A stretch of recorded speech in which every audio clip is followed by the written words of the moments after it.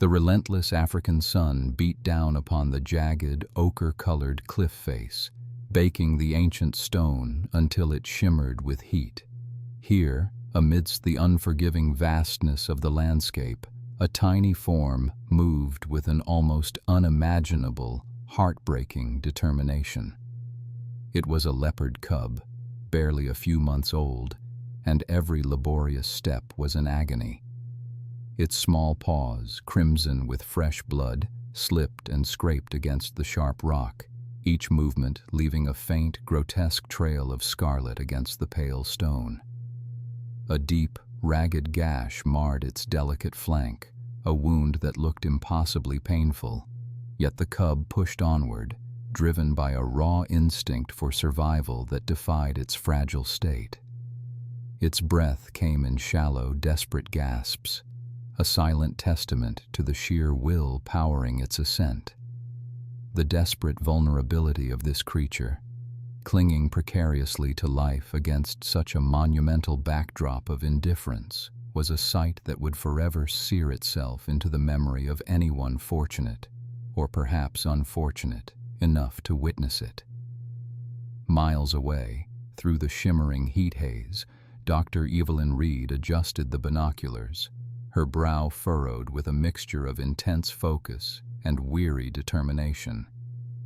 Beside her, Dr. Ben Carter, his usually jovial face now etched with a similar seriousness, scanned the horizon with a handheld telemetry device. They were American wildlife conservationists, a dedicated duo whose lives revolved around the preservation of Africa's magnificent, yet increasingly threatened, wildlife. Their current assignment had brought them deep into a remote, rocky region renowned for its elusive leopard population, a wild expanse where vast geological formations pierced the sky like ancient, petrified titans. They had only arrived a few weeks prior, their initial days fraught with the inherent challenges of establishing a research camp in such an isolated, uncompromising environment. Supplies were limited, communication was sporadic, and the sheer scale of the wilderness often felt overwhelming, a constant reminder of humanity's humble place within it. Yet, their passion for these majestic cats, particularly the secretive leopards, fueled their tireless efforts. "Still nothing on the mother, Ben," Evelyn murmured, lowering the binoculars with a sigh that carried the weight of their long hours tracking. "Her last signal brought us here, but it's been silent for hours. This area is so tricky with the interference." Ben tapped the device impatiently. "I know, Ev. It's like she vanished into thin air. These ravines and cliffs play havoc with the signal. I just hope—" His voice trailed off, unspoken worries hanging heavy between them. They had been tracking a known leopardess, a magnificent female they had affectionately named Shadow, due to her uncanny ability to move unseen. They knew she had recently given birth, and finding her den had been a crucial step in their research, yet now all signs pointed to trouble. As they packed up their equipment, ready to broaden their search, a faint sound, almost imperceptible against the wind, snagged Evelyn's attention. "Did you hear that?" she whispered, freezing. Ben paused, tilting his head. "Hear what?" It came again, a weak, high-pitched mewl, laced with an undeniable tremor of distress. It was the sound of a cub, a desperate plea for help. Their eyes met, a shared understanding passing between them. They moved quickly, following the direction of the sound, their hearts pounding with a sudden, dreadful premonition. The terrain grew steeper, more treacherous, until they reached the base of a particularly formidable cliff face. It was then they saw it, a sight that stole the breath from their lungs and clenched their stomachs with icy dread. High above, clinging to a narrow, crumbling ledge, was the tiny, blood-streaked form of a leopard cub. Isolated, injured, and utterly alone, it was in immediate, life-threatening danger, its frantic, weakening cries echoing desolately across the vast, empty landscape. The mother was nowhere to be seen. A truly terrifying situation had just unfolded before them. This incredible journey of survival, dedication, and the desperate struggle against insurmountable odds is only just beginning. To witness every gripping moment of this extraordinary tale and follow the unfolding drama of rescue and resilience, make sure to subscribe to our channel right now. Don't miss a single update as we delve deeper into this heart-wrenching story. The small, blood-smeared paw prints led them to the very edge of an impossibly steep granite face, where the earth simply dropped away into a jagged abyss. Dr. Reed's heart hammered against her ribs as she peered over, her breath catching in her throat. Nearly 70 feet below, precariously clinging to a narrow, crumbling shelf, was the tiny leopard cub, no larger than a house cat, its small body shuddering with pain and terror. Its coat, usually a vibrant tapestry of rosettes, was matted with dust and fresh crimson. The sheer height, combined with the unstable rock and the cub's desperate cries echoing faintly up the cliff face, made any direct approach suicidal. They could see now that one of its hind legs was bent at an unnatural angle, and deep lacerations marred its delicate paws, explaining the bloody trail. Dr. Carter, ever the pragmatist, immediately began scanning the surrounding landscape with his binoculars, searching for any sign of the mother. Hours passed, marked only by the relentless sun beating down and the cub's increasingly faint whines. The fear of abandonment gnawed at them, a grim possibility that shadowed every thought. Abandonment, or worse, a tragic fate for the mother that left her cub stranded and alone. The harsh, unforgiving environment was now their primary antagonist. The relentless sun baked the already scorching rocks, radiating heat that shimmered in the air, and the wind, though slight, carried the scent of dust and the stark reality of the cub's isolation. Dehydration would soon become an even greater threat than its injuries. The day was slowly but inexorably turning to dusk, and with the setting sun, temperatures would plummet, bringing with them a chill that the injured cub, exposed and vulnerable, would surely not survive. Their first attempts were born of sheer desperation. Dr. Carter, with his stronger build, tried to rappel down a less steep section about 100 yards away, hoping to get closer. But the rock was too brittle, crumbling under his weight, sending small avalanches of scree cascading down. He barely managed to arrest his descent, pulling himself back up, his face grim. "Too unstable, Evelyn. We'd risk a full rock slide, and that would be the end of it." He gestured towards the cub, whose head had now slumped onto its bleeding paws.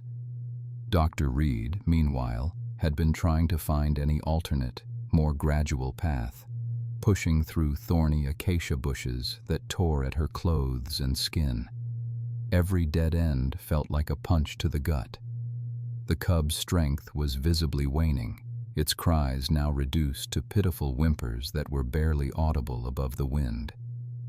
They watched, helpless, as it tried to shift its position, only to yelp in agony and freeze. The image was etched into their minds. A minuscule creature, battered and broken, clinging to life by a thread, utterly alone against the vast, indifferent wilderness. "We need better gear," Evelyn stated, her voice tight with suppressed emotion. "Something long-range, or a drone capable of carrying." She trailed off, the impossibility of attaching retrieval equipment to a panicked, injured cub dawning on her. They debated the ethics of intervention, a conversation they'd had countless times in different contexts. Was it nature's way? Or did their presence, their knowledge, compel them to act? The cub's eyes, even from this distance, seemed to plead, pushing them past any philosophical qualms. They had to try, even if the odds were stacked against them. But the approaching night was a cruel countdown, and their options were rapidly dwindling. The sun dipped lower, painting the sky in fiery hues, a beautiful yet terrifying backdrop to the cubs' silent, desperate struggle. They knew they had to find a solution, and find it fast, before the darkness swallowed the little leopard whole. The cub's pathetic whimpers, once sharp with pain and fear, now tapered into weak, ragged breaths. Its small body, previously writhing in a desperate struggle for purchase, had finally collapsed onto a narrow, unforgiving ledge, barely wider than its own mangled paws.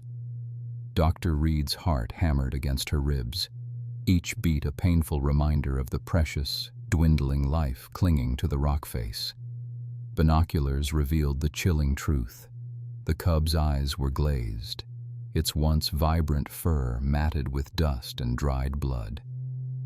It no longer tried to move, only shivered uncontrollably, exposed to the relentless elements. As if nature itself conspired against them, a dark, bruised line began to paint the horizon, promising a fierce storm. The air grew heavy, thick with an almost palpable dread, and the temperature, a moment ago scorching, began its rapid, merciless plummet. Every gust of wind seemed to whisper of the cub's imminent demise. Desperation gnawed at Evelyn and Ben. They were skilled, yes, but this situation demanded more than their academic training. They needed wisdom rooted in the very earth beneath their feet. Remembering advice from their regional liaison, Ben placed a call that evening, his voice strained with urgency. Within hours, a weathered, dignified figure emerged from the deepening twilight. This was Django, an elder from the local community, his face a roadmap of time and wisdom, his eyes holding the ancient secrets of this land. He carried himself with quiet authority that commanded respect. Django listened intently to their frantic explanation, his gaze occasionally drifting to the shadowed cliff face where the cub lay. He spoke slowly, his voice a low rumble, of the delicate balance of life, of the spiritual significance of the leopard, a creature revered and respected, not just as a hunter, but as a guardian of the wild.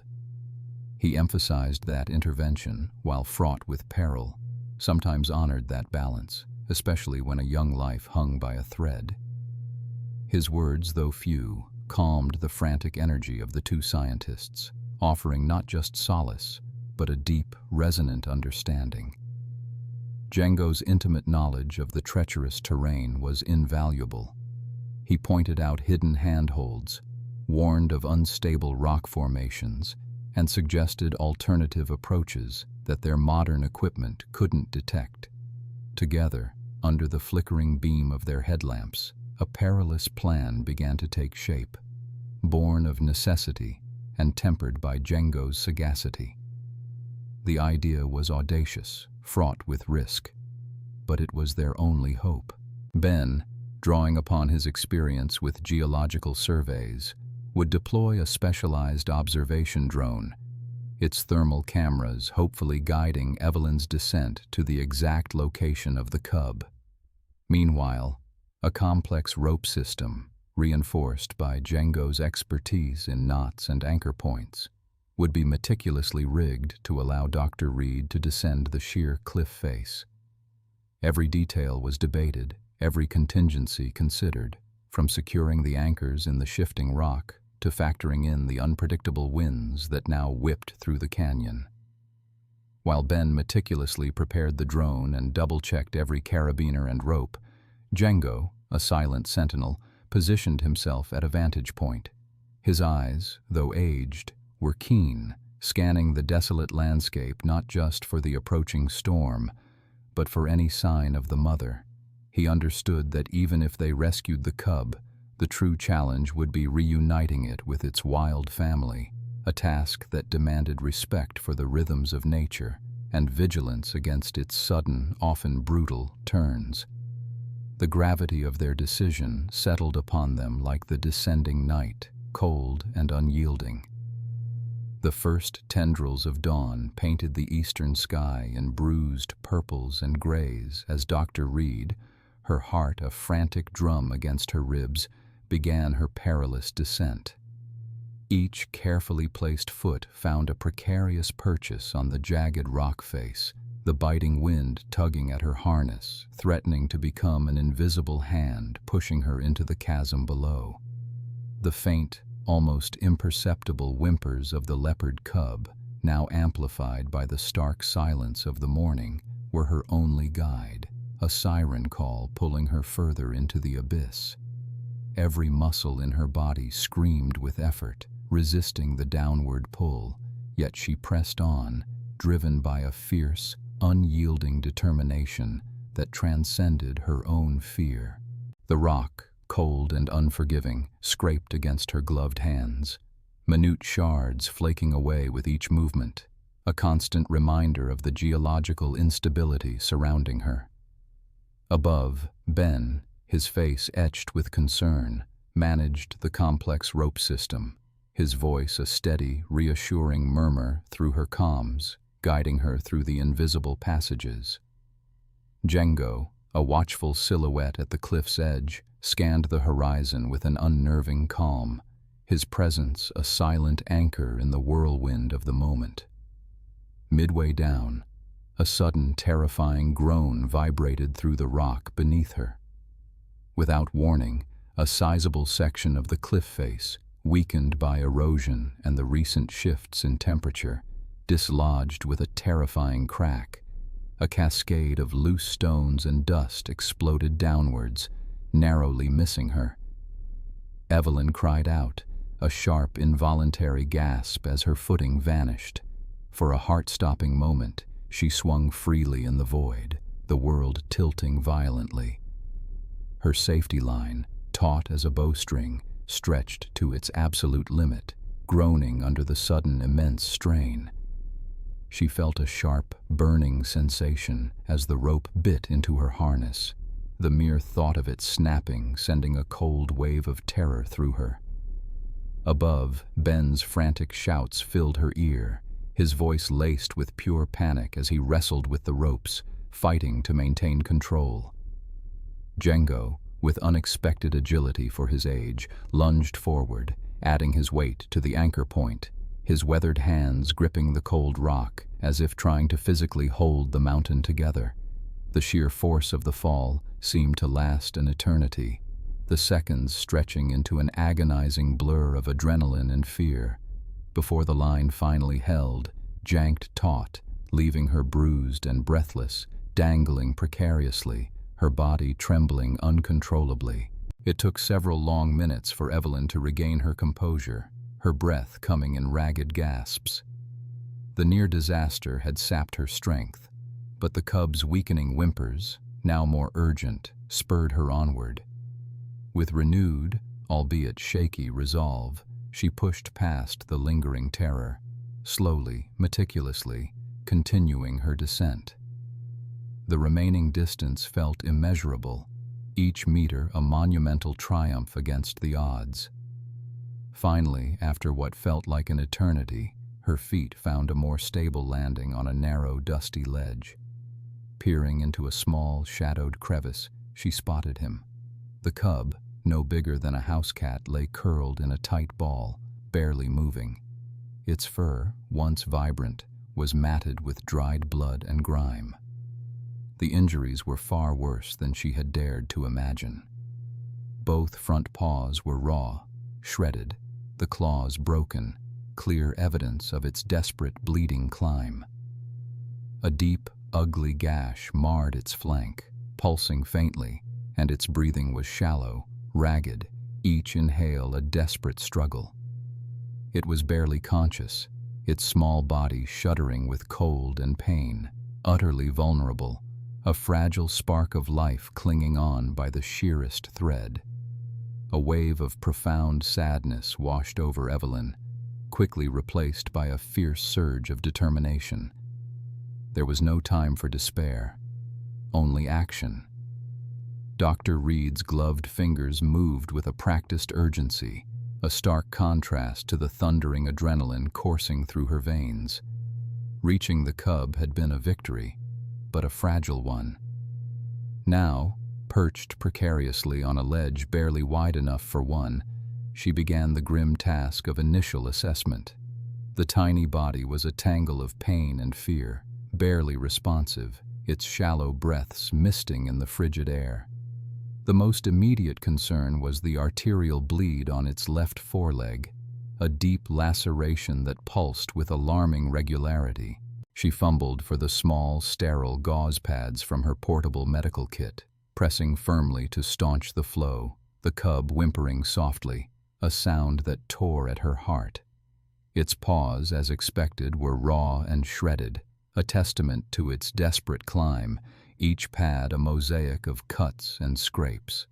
A quick but gentle palpation revealed no obvious major fractures, a small mercy, but the lethargy and coldness of its extremities spoke volumes of its hypothermic state and potential internal injuries. She administered a broad-spectrum antibiotic and a tiny dose of pain relief, a calculated risk given its size and weakened condition, but absolutely necessary to prevent shock. The cub's eyes, dull with pain, flickered open briefly, meeting hers with a primal vulnerability that solidified her resolve. "Hang in there, little one," she whispered, her voice rough with emotion, as she carefully wrapped the injured paw. Each touch was deliberate, each movement measured, knowing that any mistake could be fatal. The enormity of its frailty was overwhelming. This was not just a wild animal, but a desperate clinging spark of life. The next phase was arguably even more perilous than the descent, the ascent. Cradling the tiny, shivering form against her chest, Dr. Reed adjusted her harness, ensuring the cub was as secure and comfortable as possible. Its breathing, shallow and ragged, was a constant haunting reminder of the urgency that propelled her. Ben's voice crackled through her comms, a steady anchor in the chaos. "Evelyn, you're doing great. Take it slow. Django says a slight overhang about 20 feet up, then a clearer path." Each foot placement was critical. The rock felt slicker now, the cold seeping into her bones, stealing strength. Her muscles, already screaming from the initial descent, and the adrenaline of the rescue, burned with renewed intensity. The cub's weight, though minimal, shifted her balance, demanding an even greater degree of precision and concentration. Every time the wind gusted, threatening to dislodge her, she tightened her grip, shielding the cub instinctively.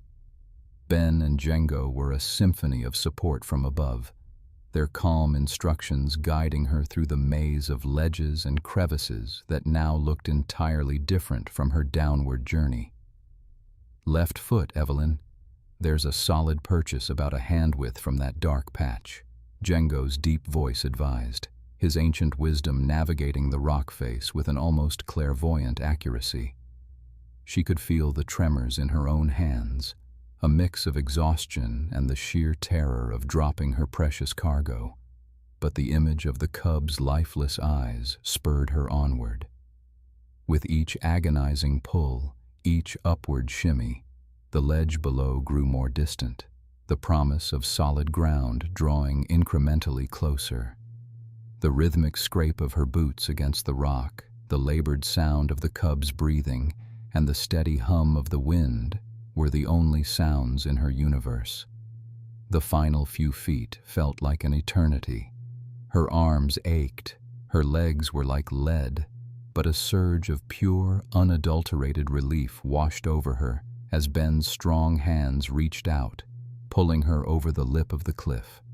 Django was there instantly, an encompassing presence, helping to steady her as she collapsed onto the hard-packed earth, still clutching the cub. The team exchanged weary, relieved glances, their faces etched with the strain of the ordeal. Ben quickly took the cub, transferring it to a heated carrier they had prepared, his touch gentle, his expression a mixture of awe and concern. The little leopard, though still weak, let out a tiny, almost imperceptible mewl, a sound of life that brought tears to Evelyn's eyes. The immediate danger was over, the impossible rescue complete, but the cub's fragile future still hung precariously in the balance. They had succeeded in pulling it from the jaws of the cliff, but the recovery journey had only just begun. Its injuries were severe, its body racked with trauma, and the battle for its survival was far from won. The immediate aftermath of the cub's rescue was a whirlwind of controlled chaos and intense focus. The moment Evelyn had Quito safely cradled in her arms, Ben and Django moved with practiced efficiency, orchestrating their hurried return to the makeshift field clinic they had established in a secluded, sheltered alcove. The journey back was agonizingly slow, each careful step taken under the stark, unforgiving moonlight. They knew every second counted, every jolt potentially exacerbating the cub's already critical condition. Once inside the clinic, illuminated by harsh, battery-powered lamps, the true extent of Quito's ordeal became heartbreakingly clear. Evelyn and Ben, drawing on years of emergency veterinary experience in remote, challenging environments, worked tirelessly through the night. The air was thick with the sterile tang of antiseptics, the soft clink of instruments, and the hushed, urgent voices of the two veterinarians. They began by meticulously cleaning the multitude of wounds that crisscrossed the cub's tiny body. The shredded paws were a devastating sight, each pad raw and bleeding, some with deep lacerations that had clearly been left untended for days. Evelyn carefully sutured the deeper cuts, her hands steady despite the emotional toll. Ben, meanwhile, applied gentle pressure to stop the persistent bleeding from a gash on Quito's flank, a wound that looked dangerously close to the bone. The cub, sedated gently, whimpered occasionally, a tiny, heart-wrenching sound that underscored its immense pain and fragility. X-rays, taken with a portable, rugged device, revealed the grim truth. Several small bones in one foreleg and a few ribs were fractured, clear indicators of a significant fall or a brutal struggle.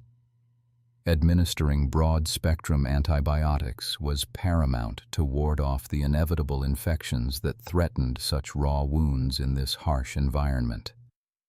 They carefully bandaged the little creature, wrapping its tiny form in a soft, clean cloth, and then placed it in a heated incubator, monitoring its breathing and heart rate with intense concentration. The full scope of Quito's injuries was a stark reminder of the wild's indifference, a testament to the sheer will that had driven the cub up that deadly cliff. As dawn approached, painting the eastern sky in hues of rose and gold, the immediate crisis abated, replaced by a new, gnawing uncertainty. While Quito lay sedated and relatively stable, its future remained deeply precarious. The pressing question now was the mother. Where was she? Had she abandoned her cub, or was she desperately searching? The emotional weight of potentially having to raise an orphaned cub, a creature genetically programmed for the wild, loomed heavy over the team. Such a task would be monumental, and the ethical implications immense. Django, ever the silent guardian, understood this dilemma instinctively. While Evelyn and Ben focused on Quito's medical needs, he resumed his tireless tracking efforts. He knew the land intimately, reading its subtle signs like a language. He traversed the rocky terrain near the rescue site, his eyes scanning for any disturbance, any faint imprint that might speak of the mother's presence. The hours stretched, filled with a quiet apprehension. Then, late that morning, a glimmer of hope pierced through the despair. Django returned to the clinic, his face etched with fatigue, but his eyes alight with a quiet triumph. He held up a hand, indicating fresh tracks. "She is here," he announced, his voice a low, resonant whisper. "Close. She searches." The news was a powerful antidote to their recent anxieties. The tracks, clearly those of an adult leopardess, indicated she was still alive, still in the area, and critically, still searching for her lost offspring. This confirmation, a tangible connection to the wild family, provided a renewed sense of purpose and a fragile, yet potent, optimism that Quito's journey toward recovery might, after all, include a return to its rightful place. Days melted into weeks, each one bringing Quito a little closer to recovery. The tiny cub, now formally christened Quito, a Swahili word meaning precious, began to shed its fragile vulnerability, slowly regaining not just physical strength, but also a spark of its inherent wild spirit. The initial fear that had clouded its eyes gradually receded, replaced by an inquisitive gaze that followed Evelyn and Ben's every move. Footage from these early weeks captured moments of profound tenderness and growing resilience. There were Quito's first wobbly steps outside the incubator, carefully testing its still-healing paws on the soft earth of the temporary enclosure. Each tentative movement was a victory, a silent declaration of life against the odds. Then came the tentative interactions, the cub sniffing curiously at Evelyn's outstretched hand, a tiny rumble of a purr vibrating through its small chest, a sound that brought tears to Evelyn's eyes. It was a clear confirmation that Quito was not just surviving, but slowly beginning to thrive under their meticulous care. Ben meticulously documented Quito's weight gain, its improving mobility, and the fading scars that marked its ordeal. The cub's fur, once dull and matted, now began to gleam with a healthy sheen. As Quito grew stronger, the team shifted their focus from immediate medical care to the intricate and delicate process of preparing for its ultimate reintroduction to its mother. This was a phase fraught with challenges, a careful dance between human intervention and the immutable laws of the wild. Their primary goal was to ensure minimal human imprinting on Quito, to preserve its innate wildness, an essential factor for successful reunion and survival in its natural habitat. The plan they devised was meticulously detailed, aiming to create a transition that was as seamless and natural as possible. First, they constructed a specially designed, secure enclosure located in an area Django had identified as part of the mother's current hunting territory. This enclosure was spacious enough for Quito to move freely, offering natural cover and an environment that mimicked its eventual release site. Inside, they placed scent markers from the mother, collected by Django, hoping to familiarize Quito with her unique scent profile. Camera traps were strategically positioned around this reintroduction site, not only to monitor Quito's behavior, but, more importantly, to detect the mother's presence. A safe, concealed observation point was established a discreet distance away, allowing the team to monitor any interactions without disturbing the sensitive process. The challenges of reintroduction were discussed at length. Would the mother accept a cub that had been tainted by human contact? Would Quito remember her? The wild was unforgiving, and the bond between mother and cub, though profound, could be severed by prolonged separation or perceived weakness in the offspring. They knew there was no guarantee of success, but they were determined to give Quito every possible chance.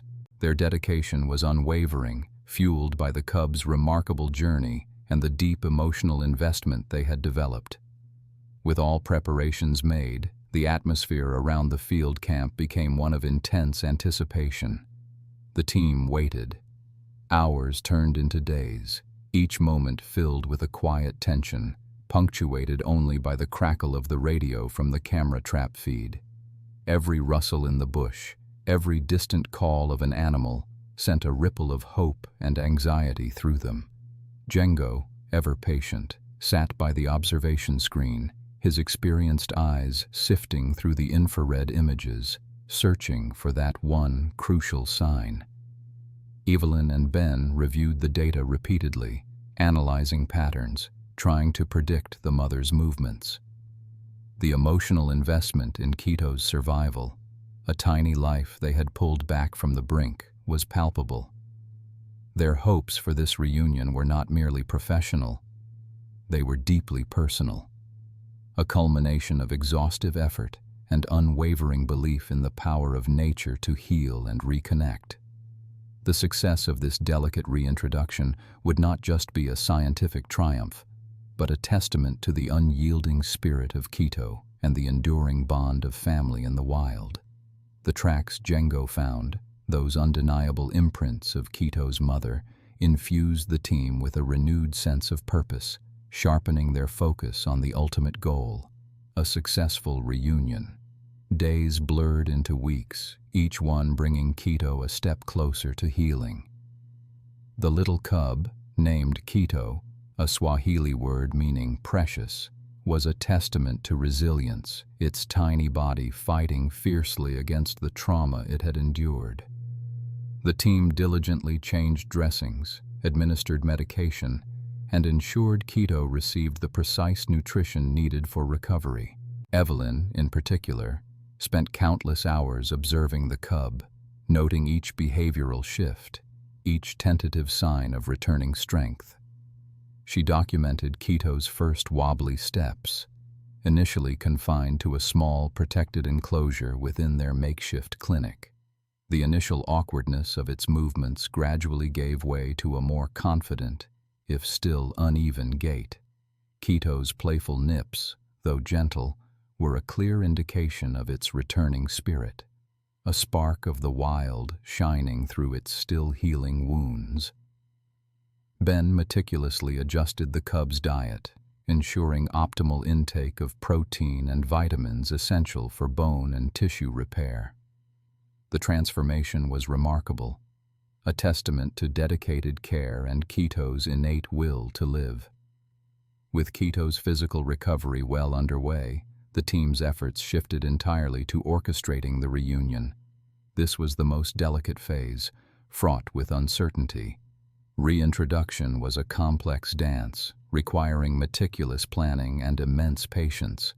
Their strategy involved setting up a larger, secure enclosure near the area where Django had consistently found the mother's tracks.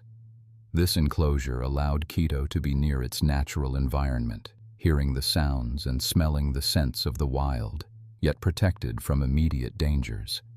Camera traps were strategically placed around the perimeter to monitor the mother's movements without disturbing her. A safe, concealed observation point was established a discreet distance away, allowing the team to witness the unfolding drama from afar, minimizing any human interference that might deter the cautious leopardess. The challenges of reintroduction were immense. The mother might reject an injured cub, or one that carried the scent of humans. Every detail had to be perfect to maximize their chances of acceptance. The anticipation during this period was almost unbearable. Hours stretched into days as they waited. The team, especially Evelyn, felt the emotional weight of their investment in Quito's survival. They had poured their hearts and souls into saving this cub, and now its future hinged on a moment of primal recognition. Each rustle in the undergrowth, every distant call, sent a ripple of hope and anxiety through the camp. They reviewed the camera trap footage religiously, searching for any sign, any fleeting glimpse of the mother. The tension was palpable, a silent hum beneath the surface of their daily routines. Then, finally, after what felt like an eternity, the moment arrived. The camera traps had shown her circling the area for several nights, her powerful form a shadow in the moonlight. One crisp evening, as dusk painted the savanna in hues of purple and orange, the mother leopardess emerged from the dense thicket. She approached the enclosure with an almost regal caution, her golden eyes scanning the surroundings, muscles rippling under her spotted coat. Inside, Quito, sensing her presence, let out a soft, almost imperceptible chuff. It wasn't a cry of fear, but a hesitant invitation. The mother paused, her head tilted, processing the strange scent of the enclosure, yet recognizing the faint, undeniable scent of her own flesh and blood within. A tense, emotional silence hung in the air. The mother took another cautious step, then another, until she was nose to nose with the mesh. Quito, emboldened, pressed its tiny body against the fence. For a long moment, they simply looked at each other, an ancient recognition passing between them. Then, with a soft, rumbling purr, the mother gently nudged the gate, a silent request. Evelyn, from the observation blind, gave the signal. Ben, positioned to release the latch remotely, pressed the button. The gate swung open. The mother stepped inside, circling Quito once, sniffing, reassuring herself.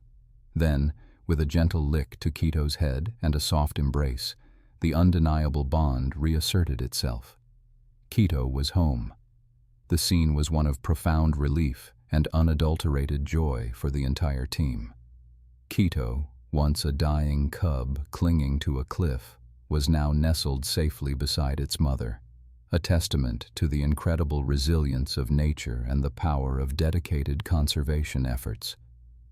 Evelyn, watching the two leopards fade into the twilight, felt a cascade of emotions. This extraordinary journey from a bleeding cub on a perilous cliff to this tender reunion underscored the profound impact individuals could have. It was a powerful reminder that every life mattered, every effort counted. Quito's story, a tale of survival against impossible odds, became a beacon of hope, an emotional reflection on the meaning of their work and the enduring spirit of the wild. This incredible journey was a small victory in the vast ongoing battle for wildlife conservation, but it was a victory nonetheless. These precious moments, these raw, unfiltered glimpses into the lives of creatures like Quito, are why this work is so vital. If Quito's story touched your heart, if it ignited a spark of care for our planet's incredible wildlife, then please consider joining us on this mission. Subscribe to our channel for more impactful stories, and together, let's continue to support the tireless efforts of conservationists around the world. Don't forget to watch our related video about orphaned rhinos for another inspiring tale of survival and dedication.